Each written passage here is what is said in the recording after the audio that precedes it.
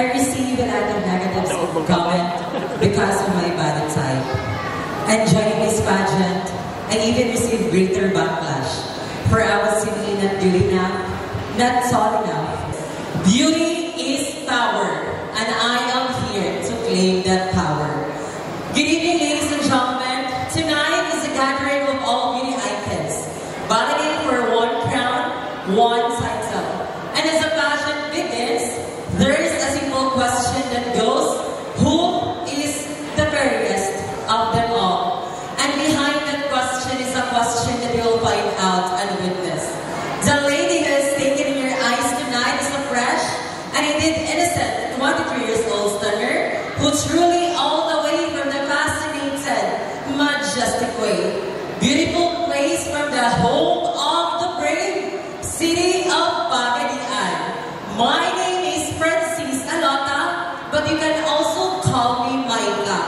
May katabaan, may kabandakan, may kaitiman, ngunit may kagandahan at kalooban. Dahil sa ganitong uri ng katimpala, may netrang tatata.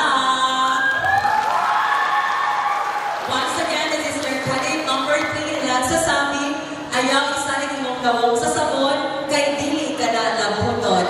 Thank you.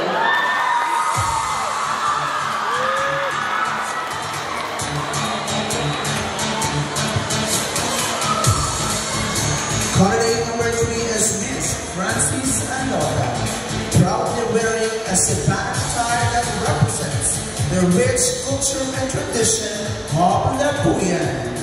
Carefully hand-beaded with stones and lace, the back dress showcases bountiful harvest, while the cargo represents the hardworking and beautiful people of Lapuyan.